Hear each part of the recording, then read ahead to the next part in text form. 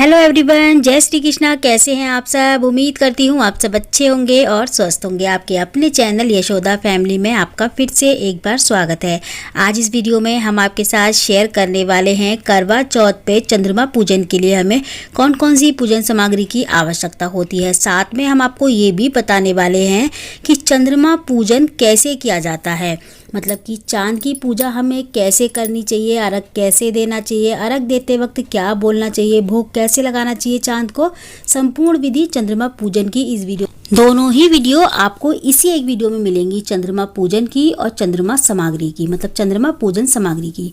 तो देखिए, सबसे पहले हमें थाली लगा लेनी है चंद्रमा पूजन के लिए। तो थाली में क्या क्या चीज़ें रखनी है जिसमें हम चंद्रमा की पूजा करेंगे।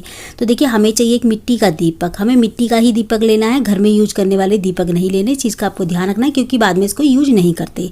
साथ में हमको कुछ फूल चाहिए, रोली चाहिए तिलक करने के लिए। आप चाहें तो चंदन भी ले सकते हैं, ठीक है। मिठाई में आप कुछ भी ले सकते हैं, कोई मीठा भी मंगा सकते हैं या बतासे वगैरह भी ले सकते हैं अगर आप मिठाई नहीं मंगा रहे हैं तो, ठीक है। फूल थोड़े तोड़ के रख लें क्योंकि हमें फूल चढ़ाने होते हैं चंद्रदेव को। तो इस तरीके से आप पत्तियां निकाल लें फूलों की।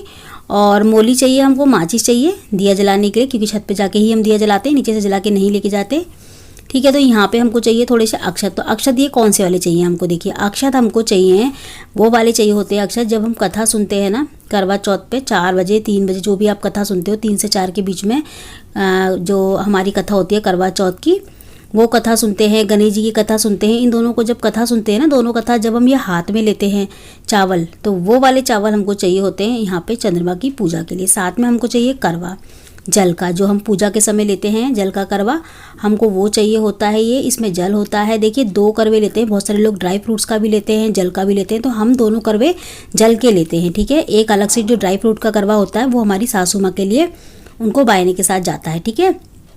तो यहाँ पे हम जल वाला करवा ले लेंगे। इसमें टंकी होनी चाहिए, छेद मतलब छेद वाला करवा होना चाहिए। जल लेना है हमको अलग से, छलनी लेनी है। अगर आपके घर में रिवाज है छलनी में चंद्रमा को देखने का तो आप जरूर छलनी रखें, वरना इसको स्किप कर सकते हैं। साथ में हमको व्रत का पारण करने के लिए जल चाहिए। देखिए, जल बहुत सारे लोग क्या करते हैं कि करवे का ही जल से अपने व्रत का पारण कर लेते हैं, तो ऐसा नहीं करना चाहिए। हमको जल जो है ना अपने पीने के लिए अलग से लेना चाहिए। करवे का जल हमें नहीं पीना चाहिए, मतलब करवे के जल से हमको व्रत का पारण नहीं करना चाहिए। तो आप चाहें तो अलग से भी ले सकते हैं, लेकिन अगर आपके घर में रिवाज है ये कि करवे के जल से ही व्रत का पारण किया जाता है तो आप कर सकते हैं। तो जैसे कि मैंने बताया आपको, चावल आपको वही चाहिए जो हम कथा सुनते वक्त हाथ में लेते हैं ना। कथा सुनते हैं जब हाथ में लेते हैं तो वो चावल हमें ज़्यादा से लेने हैं और बचा के रखने हैं, और उन चावलों को हमें अपनी साड़ी के पल्लू में बांध लेना है उस वक्त, ठीक है। उसके बाद जब चांद की पूजा करने जाएं तो उन चावलों को थाली में रख लें, चंद्रमा पूजन की थाली में। और थोड़े से चावल हमें करवे में डालने होते हैं और बाकी के चावल हमें चंद्रमा की पूजा करनी होती है। चंद्रमा को अर्घ देते वक्त, चंद्रमा को तिलक करते वक्त, सभी चीज़ों के लिए हमें वही चावल चाहिए होते हैं। तो ये वाले चावल नए नहीं यूज होते, कथा वाले चावल ही होते हैं, ठीक है। तो ये सारी सामग्री हमें जो चंद्रमा की पूजा के लिए चाहिए होती है। तो बाकी इसमें कुछ खास नहीं चाहिए होता। देखिए, अगर आप इसमें मिठाई वगैरह की जगह पे आप बतासे रखना चाहते हैं तो बतासे भी रख सकते हैं अपने व्रत के पारण के लिए। तो ये सारी सामग्री चंद्रमा पूजन की है, ठीक है। अब इसके अलावा देखिए, जो इसके ऊपर मिठाई जो होती है ना वो हमको अलग रख देनी है, उसको नहीं लेके जाना छत पे, ठीक है, जो करवे के ऊपर होती है मिठाई। अब इसके अलावा हम चंद्रमा की पूजा कैसे करेंगे? इस थाली को लेके जाएंगे हम छत पे। पूरी थाली को जो हमने लगाई है अभी, उसको हमें लेके जाना है। सबसे पहले हमें जो है ना दीपक जलाना है, चंद्रमा की हमें पूजन करना है। तो सबसे पहले हमको दीपक जलाना है। चांद जिस तरफ निकलता है उसी तरफ मुख करके लगाना है, चाहे चांद किसी भी तरफ चला जाए, क्योंकि चांद जो है ना वहाँ से जाके दक्षिण की तरफ जाता है, ठीक है। जब निकलता है ना पूरब की ओर से तो दक्षिण की तरफ जाता है, तो उस तरफ नहीं, आपको जल्दी ये पूजा करनी है। मतलब जैसे ही चांद निकल जाए ना तो इस पूजा को कर लेना है। मतलब चांद ज़्यादा बुढ़ाना नहीं चाहिए, मतलब बूढ़ा नहीं होना चाहिए, मतलब ज़्यादा ऊंचा नहीं जाना चाहिए, नीचा ही रहना चाहिए, तभी आप पूजा कर ली, ठीक है। तो जैसे ही चांद निकले आप छत पे चले जाएं। छत पे जाने के बाद सबसे पहले हमें पूजन करना होता है चांद का। चांद का पूजन कैसे करना है? देखिए, सबसे पहले हमें दीपक लगाना है। दीपक लगाने के बाद थोड़ी सी जल की छींटे दे के चंद्रदेव को भावपूर्वक स्नान कराना है दूर से ही, ठीक है। तिलक करना है, अक्षत चढ़ाने हैं और फिर फूल चढ़ाने हैं, फिर भोग लगाना है। मतलब जैसे हम भगवान को करते हैं ना, अपने पास बैठे हुए भगवान को हम जब भगवान की चौकी लगाते हैं तो हम पूजा करते हैं, तो वैसे ही सेम हमें भावपूर्वक चंद्रदेव को लगाना है तिलक का आदि वगैरह, ठीक है। हमें क्या करना है, नीचे कोई बर्तन रख लेना है, जैसे बाल्टी या कोई खाली बर्तन या फिर कोई खाली गमला हो वो रख लेना है। उसमें ये सारी सामग्री डालते रहना है, ठीक है। भावपूर्वक मन में ध्यान रखेंगे कि हम चंद्रमा ही हमारे सामने, हम उनकी तिलक आदि वगैरह कर रहे हैं।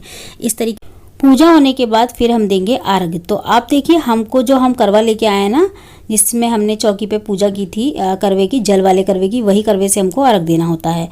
तो उस करवे में जिसमें छेद होना चाहिए, ठीक है, छेद वाले ही करवे से हमको जल देना है। बिना छेद वाला करवा ना ले कभी भी करवा चौथ की पूजा के लिए। तो हम जो है ना ये करवा ले लेंगे, उसके बाद हमें नीचे से लेते हुए ऊपर की तरफ लेके जाना है जल, ठीक है। और टंकी से ही हमें जो छेद होता है ना करवे के अंदर, उसी से हमें जल देना है, मुंह से नहीं देना करवे के।